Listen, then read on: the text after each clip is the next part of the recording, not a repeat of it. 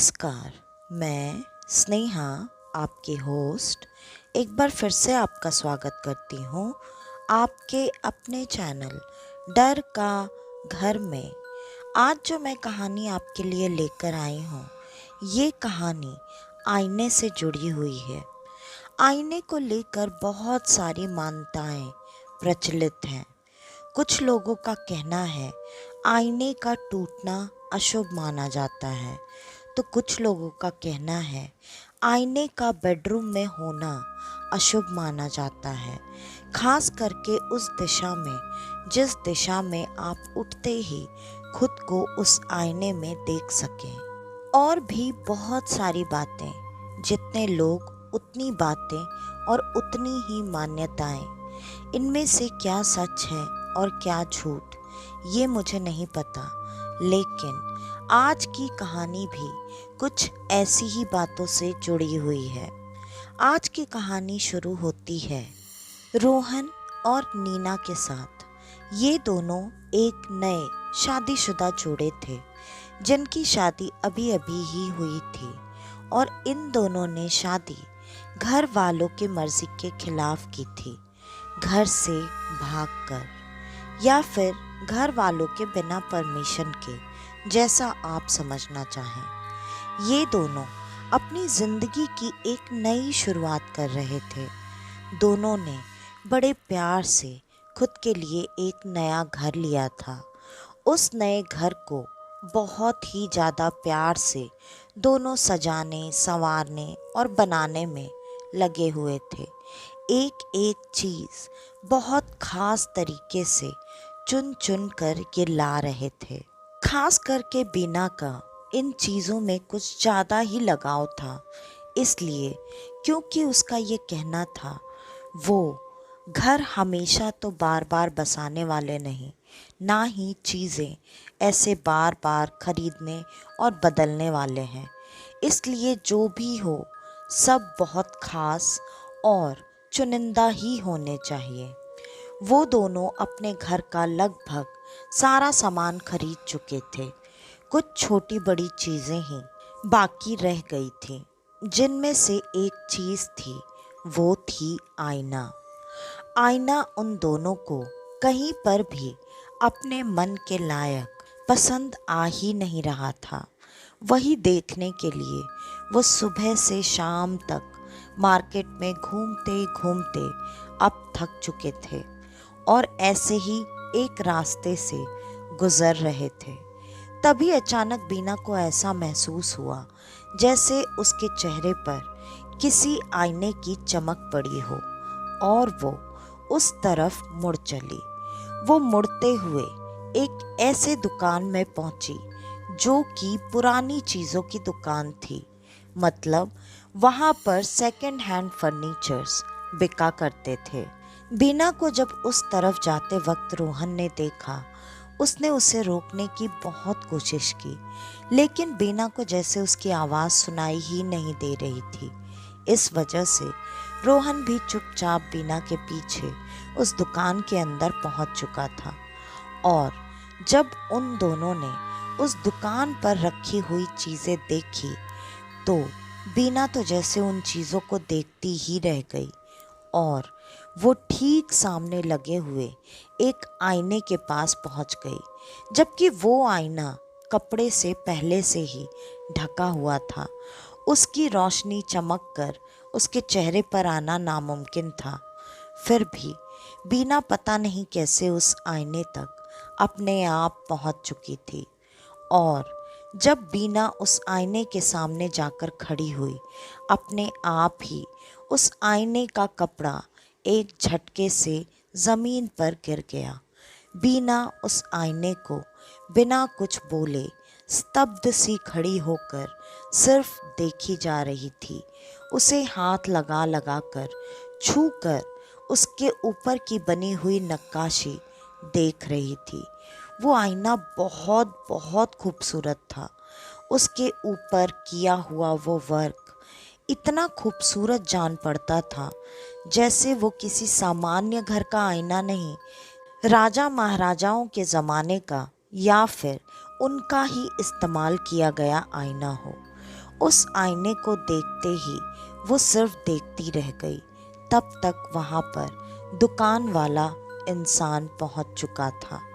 उसने जब वीना को उस आईने को देखते हुए देखा, तब उसने वीना से कहा, मान गए मैडम, आपकी नज़र बिल्कुल पारखी है।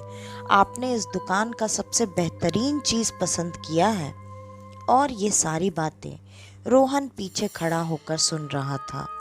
वो धीरे से चलता हुआ वीना के नज़दीक आया और आकर उसके कंधे पर जब उसने हाथ रखा, लगा जैसे वीना किसी नींद से या फिर सम्मोहन से जागी हो। उसने तुरंत एक बार रोहन की तरफ देखा, दूसरी बार आईने की तरफ। वो दुकानदार की तरफ देख ही नहीं रही थी और दुकानदार अपनी सारी मार्केटिंग की बातें उसके सामने लगातार किए जा रहा था। इतनी ही देर में उसने बिना किसी के कुछ बोले उस आईने की डील भी फाइनल कर दी। और वीना ने जब होश में उस आईने को देखा, उसे तब भी वो आईना बहुत पसंद आया, इसलिए उसने मना नहीं किया। दुकानदार ने उस खास चीज़ का दाम भी काफ़ी वाजिब लगाया था। दोनों को वो आईना अब पसंद तो आ चुका था, लेकिन रोहन का मन नहीं मान रहा था। वो उनके नए बसे बसाए घर में कोई पुरानी चीज़ लेकर बिल्कुल नहीं जाना चाहता था, खास करके आईना, क्योंकि उसने भी अपनी नानी दादी से काफ़ी सारी बातें आईने के बारे में सुन रखी थी, जिसके वजह से वो भी थोड़ा हिचक तो रहा था, लेकिन उस खूबसूरत आईने की कीमत इतनी कम लगाई गई थी, जिसके वजह से रोहन भी अब बीना की बातों में आ चुका था और उसने भी बीना की खुशी के लिए हाँ बोल दिया। थोड़ी ही देर में वो दोनों अपने घर का एड्रेस देकर पेमेंट देकर वहाँ से निकल चुके थे और घर पर पहुँचते ही आईना उनके घर पर पहले से पहुँचा हुआ था।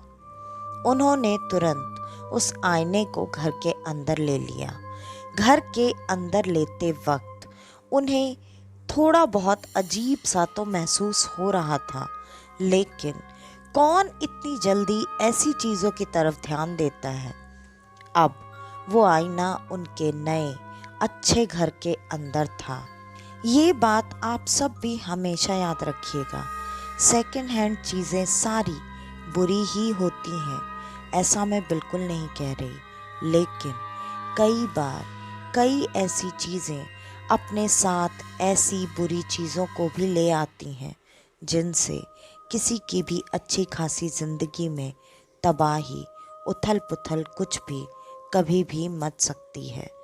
इसलिए मेरा कहना भी हमेशा यही है कि आप ऐसी चीज़ों से जितना हो सके उतना खुद को दूर ही रखें। अब जब से वो आईना घर के अंदर आया था, बीना लगातार उस आईने में खड़े होकर खुद को निहारे जा रही थी। रोहन को ये चीज़ थोड़ी सी अटपटी तो लगी, लेकिन उसकी बीवी बहुत खूबसूरत थी। इस वजह से उसे ऐसा लगा कि अभी तक घर में आईना नहीं था, अब आईना देखने के बाद ये खुद को ऐसे ही निहारती होगी। इस वजह से उसने इन चीज़ों पर उस वक्त तो ज़्यादा ध्यान नहीं दिया। अब दोनों खाना पीना खाकर बिस्तर पर सोने जाने वाले थे, लेकिन बार बार बीना उस आईने के पास पहुंच जाती और खुद को वैसे ही बड़े प्यार से देखती, कभी छूती और कभी लगातार एकटक नज़रें गड़ाए रहती। बीना की ये चीज़ें अब थोड़ी ज़्यादा हो रही थी। सुबह से जब से वो आईना उनके घर में आया था, तब से बीना ने 4 बार उस आईने की जगह चेंज करवाई थी और आखिरकार अब वो आईना उनके कमरे, उनके बेडरूम में ठीक उनके बिस्तर के सामने लगा हुआ था। इस तरह से जैसे बीना लेटकर, बैठकर, उठकर, खड़े होकर, चाहे जैसे भी उस आईने में खुद को बड़ी आसानी से देख सकती थी। उस रात जैसे तैसे वो दोनों सो चुके थे। रात में 2 बार रोहन की नींद खुली और रोहन ने बीना को बिस्तर पर नहीं पाया। उसने दोनों बार जब जब वीना को देखा, वीना उसी आईने के आगे खड़े होकर खुद को वैसे ही निहार रही थी। रोहन ने इन चीज़ों के लिए थोड़ा बहुत वीना को समझाया, बोला और फिर आराम से सो गया, क्योंकि उसे अगले दिन ऑफिस भी जाना था। धीरे धीरे लगभग अब 1 हफ्ता बीत चुका था। इस 1 हफ्ते के अंदर बीना के अंदर बहुत सारे बदलाव आ चुके थे। बीना अब हर चीज़ से ज़्यादा उस आईने के आगे बैठकर अपना वक्त बिताया करती थी। वो रोहन से भी अब पहले से काफ़ी कम बातें करने लगी थी। उसके अलावा अब धीरे धीरे ये हाल हो गया था कि बीना, जो कि हर वक्त रोहन के कॉल आने का इंतज़ार किया करती थी, वो अब कई बार रोहन के फ़ोन आने पर भी उसका फ़ोन उठाया नहीं करती थी। यहाँ तक कि 2 दिनों से अब ये हाल था कि रोहन दरवाजे पर खड़ा लगातार घंटियाँ बजाता रहता और बीना दरवाज़ा तक नहीं खोलती। उसे 2 दिनों से लगातार अपनी चाबी से अपना दरवाज़ा खोलकर घर के अंदर आना पड़ता और वो जब जब आता, बीना हमेशा हर वक्त उसे उसी आईने के सामने नज़र आया करती थी। रोहन आज ऑफिस से वापस आने के बाद बीना से अपने ऑफिस की बहुत सारी बातें कर रहा था, लेकिन बीना का ध्यान उसके एक भी बात पर नहीं था।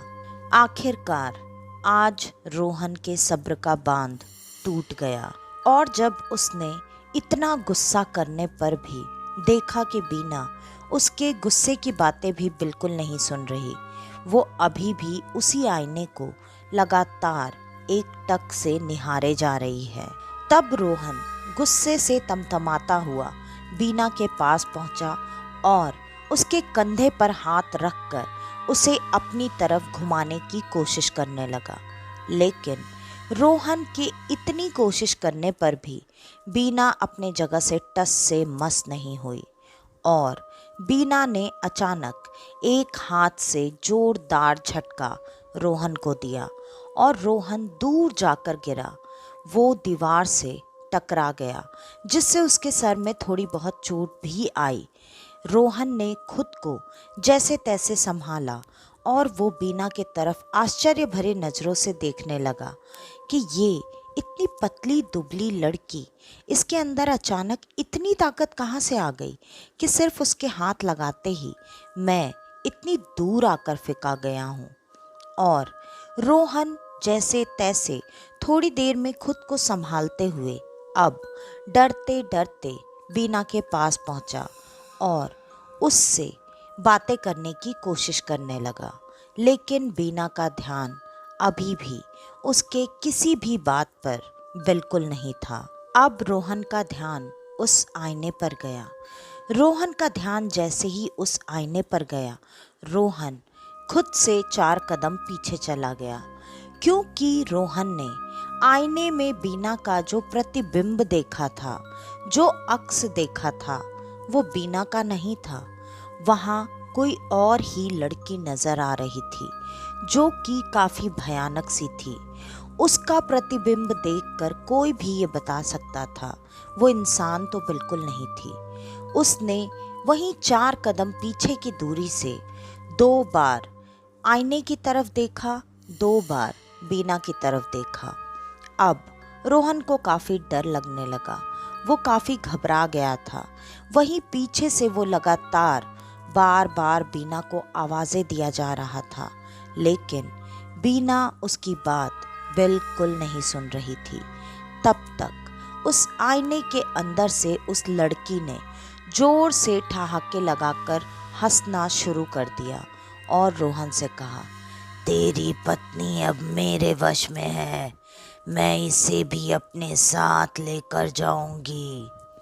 और ये बात सुनते ही रोहन के जैसे होश उड़ चुके थे। जिंदगी में पहली बार उसकी आंखों के सामने ऐसा कोई दृश्य था, कोई प्रतिबिंब, कोई अक्स कैसे बात कर सकता है, और वो भी ऐसी बातों का जवाब जो कि उसकी पत्नी सामने खड़े होकर नहीं सुन रही, नहीं जवाब दे रही, और वो आईने के अंदर का अक्स, चाहे वो जैसा भी है, वो जवाब दे रहा है। रोहन को ये बात समझते देर नहीं लगी कि कुछ न कुछ गलत तो ज़रूर है, कुछ ऐसा है जो कि शायद उसकी सोच से बहुत परे है। रोहन डर कर अब उस कमरे से निकल कर आ गया। उसने कमरे का दरवाज़ा भी लगा दिया, लेकिन उसके मन में अभी भी डर था अपनी पत्नी के लिए कि अगर उसकी पत्नी को वहाँ पर खड़े खड़े कुछ हो जाए तो वो क्या करेगा। रोहन ने एक बार फिर से दरवाज़ा खोलकर बीना को आवाज़ देकर बाहर बुलाने की बहुत कोशिश की, लेकिन बीना वहाँ से हिलने का नाम नहीं ले रही थी। ये देखकर रोहन को ये बात सच लगने लगी कि शायद वो सच में आईने के अंदर वाली लड़की के वश में है, जिसके वजह से वो उसकी कोई बात ना तो सुन पा रही है और ना ही जवाब दे पा रही है। रोहन को अब कुछ भी समझ में नहीं आ रहा था कि वो करे तो क्या करे।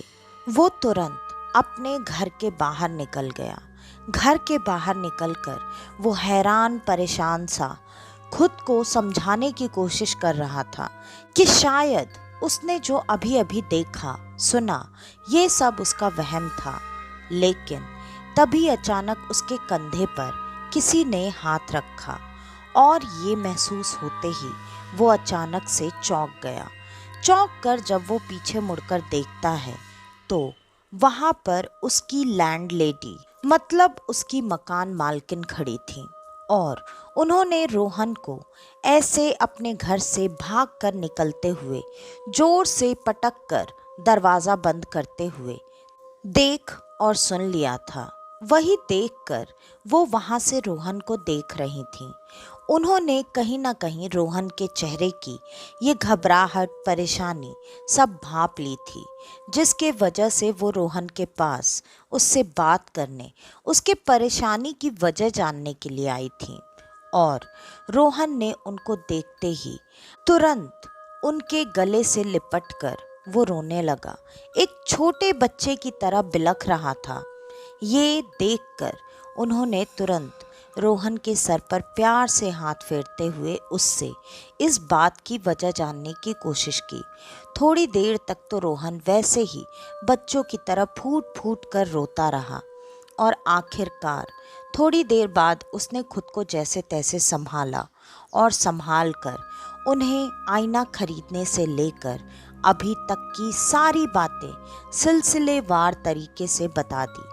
सारी बातें सुनने के बाद वो लैंडलेडी, वो मकान मालकिन जो कि कहीं ना कहीं इन सारी बातों का तजुर्बा रखती थी, उन्होंने ये बात कही, रोहन बेटा तुम जो समझ रहे हो कहीं ना कहीं ये बात मुझे वैसी ही लग रही है, और तुम लोगों ने क्या सोचकर वो पुराना आईना घर पर लाया। वैसे भी नए घर नई जिंदगी में पुरानी चीज़ों को जगह कौन देता है, और तुमने क्या कभी तुम्हारे घर पर ये बातें नहीं सुनी कि ऐसी चीज़ों से दूर रहते हैं और कभी भी इन चीज़ों का कुछ भी शुभ अशुभ फल मिल सकता है। तुमने ये गलती कैसे कर दी। रोहन ने ये भी बताया कि कैसे शुरू शुरू में ही बीना उस आईने की तरफ खुद से खिंची चली गई, और ना चाहते हुए भी रोहन इनकार नहीं कर पाया। इसी वजह से आज वो आईना उनके घर में है। अब जब इन बातों को करके कोई फायदा नहीं था, उन्होंने कहा ठीक है, अब तो जो होना था हो गया है, तुम परेशान मत हो। हम एक काम करते हैं, पहले चलकर हम बीना को एक बार देखते हैं, उसके बाद आगे डिसाइड करेंगे कि क्या करना चाहिए। और उन दोनों ने उस दरवाजे को खोलने की कोशिश करना शुरू किया, लेकिन वो दरवाज़ा खुलने का नाम नहीं ले रहा था। अंदर से अजीब अजीब सी चिल्लाने, चीखने और गुर्राने की आवाज़ें आ रही थीं। बार बार एक ही आवाज़ उनके कानों में गूंज रही थी। चले जाओ यहाँ से, छोड़ दो मुझे अकेला, जाओ यहाँ से। ये सारी आवाज़ें सुनकर उनके लिए ये बात समझना अब ज़्यादा मुश्किल नहीं थी कि थोड़ी देर पहले रोहन ने जो चीज़ें सुनी थी वो भी उसका वहम तो बिल्कुल नहीं थी। अब ये आवाज़ें जबकि उनकी ओनर, उनकी मकान मालकिन भी सुन चुकी थी, उन्होंने तुरंत रोहन से कहा, बेटा बस अब कोशिश मत करो, अब ये बात हमारे हाथों से बाहर निकल चुकी है, अब हमारे पास एक ही रास्ता है। उन्होंने तुरंत रोहन को गाड़ी निकालने के लिए कहा और वो रोहन के साथ कहीं चली गई। रोहन ने उनसे जानने की कोशिश भी की कि वो कहाँ जा रहे हैं, लेकिन उन्होंने कोई भी बात रोहन को उस वक्त नहीं बताई। थोड़ी ही देर में वो दोनों एक मंदिर के आगे खड़े थे। ये वो मंदिर था जिस मंदिर पर वो मकान मालकिन रोज दर्शन के लिए आया करती थी और उनकी भगवान में श्रद्धा भक्ति बहुत ज़्यादा थी। लेकिन रोहन इन चीज़ों के बिल्कुल अपोजिट था। लेकिन अभी जो सिचुएशन चल रही थी, उसने जो चीज़ें देखी, समझी, सुनी थी, उसके बाद इन चीज़ों को नकार पाना अब उसके बस में तो बिल्कुल नहीं था। इसलिए वो चुपचाप उनके साथ मंदिर के अंदर प्रवेश कर गया। मंदिर के अंदर प्रवेश करते ही पहले उन दोनों ने भगवान के आगे हाथ जोड़े और मकान मालकिन मंदिर में इधर उधर नज़रें दौड़ाकर किसी को ढूंढने की कोशिश करने लगी। तभी अचानक भगवान के पीछे से एक आवाज़ आई, मुझे पता है तू यहाँ क्यों आई है और उस लड़की की जान अब सच में खतरे में है। ये आवाज़ सुनते ही रोहन भगवान की तरफ बहुत अजीब सी नज़रों से देखने लगा। लेकिन तभी भगवान की मूर्ति के पीछे से उस मंदिर के पुजारी जी निकले। वो दूर से ही कुछ अलग ही प्रतीत हो रहे थे। उनके चेहरे पर एक अलग सा तेज था। उनके चेहरे को देखकर किसी भी परेशान घबराए हुए इंसान के मन को सुकून मिलना बहुत आसान था। वो जिस तरह से रोहन और उस मकान मालकिन को देख रहे थे, लग रहा था जैसे उन्हें अभी इन दोनों का ही इंतज़ार था। उन्होंने आते के साथ कहा, मैं तेरे साथ ही जाने की तैयारी कर रहा था, मुझे पता था तुम आते ही होगे, चलो हम वहाँ जाते हैं। और पंडित जी बिना कुछ बोले, बिना कुछ बताए उन लोगों के साथ उनके घर के लिए निकल चुके थे। वहाँ पर पहुँचते ही पंडित जी ने सबसे पहले घर के अंदर प्रवेश करने से पहले ही कुछ मंत्रों का जाप किया। मंत्रों का जाप करके जैसे ही उन्होंने वहाँ ज़मीन पर वो जल छोड़ा, ज़मीन से धुएं की तरह कुछ अजीब सा निकलने लगा, ऐसे जैसे किसी गर्म तवे पर पानी का छिड़काव किया जाता है। ये देखकर रोहन और मकान मालकिन काफ़ी आश्चर्यचकित थे। लेकिन अंदर का जो भी माहौल उन्होंने महसूस किया था, ये उस आश्चर्य से तो शायद कम ही था। इसलिए उन दोनों ने उस वक्त कोई भी सवाल उनसे नहीं किया और पंडित जी ने हाथ के इशारे से उन दोनों को वहीं घर के बाहर ही रुकने का इशारा किया। पंडित जी ने दरवाजे को मंत्र उच्चारण के साथ ही खोला। वो दरवाजे के पास जाकर खड़े हुए, आंखें बंद करके हाथ जोड़कर वो कुछ बुदबुदाने लगे और थोड़ी ही देर में वो दरवाज़ा अपने आप खुल गया। लगा जैसे अंदर से किसी ने वो दरवाज़ा खोलकर पंडित जी का अंदर स्वागत किया है। पंडित जी भी चुपचाप उस कमरे में, उस घर में दाखिल हो चुके थे।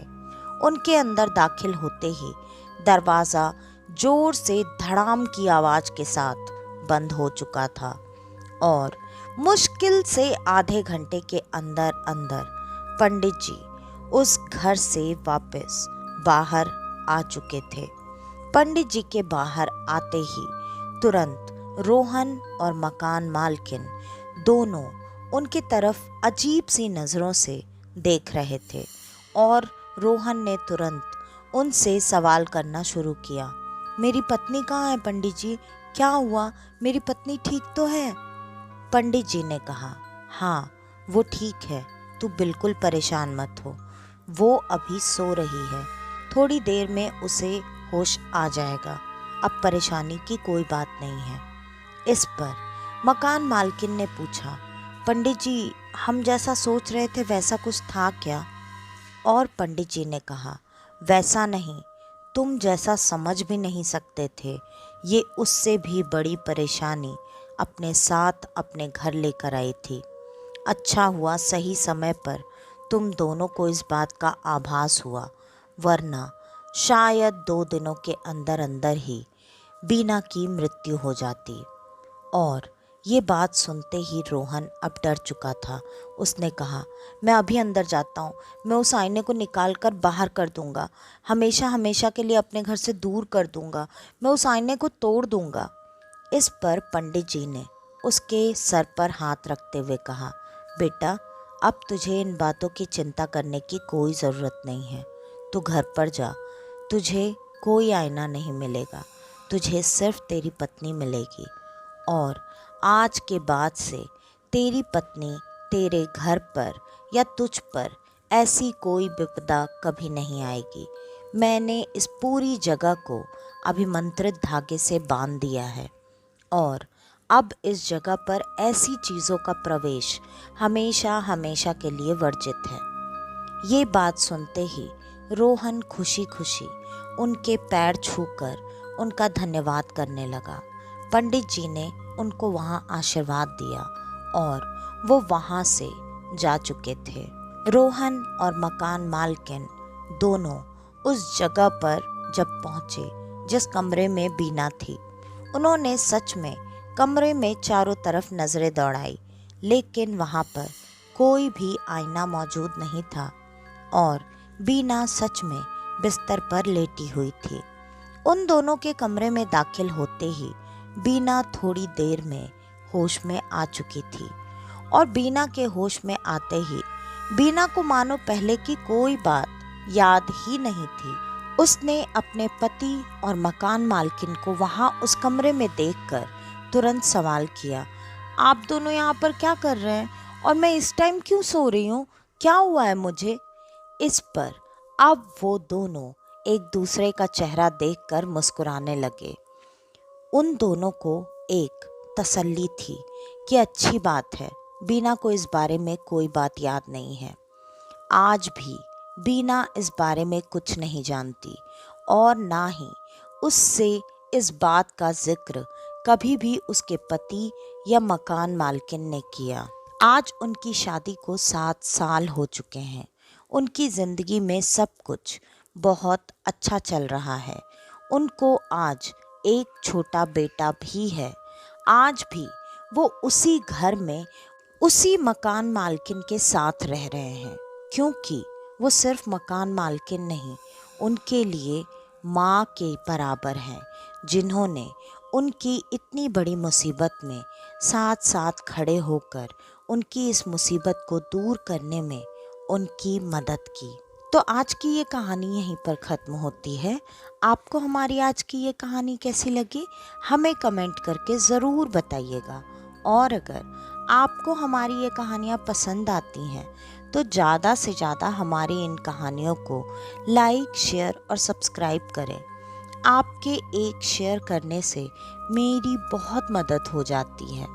तो प्लीज़ आप सब अपना प्यार और सपोर्ट मेरे साथ हमेशा ऐसे ही बनाए रखें। और अगर आपके पास आपकी ऐसी कोई कहानी है तो डिस्क्रिप्शन में दिए ईमेल आईडी या इंस्टा आईडी पर आप हमें आपकी वो कहानी भेज सकते हैं।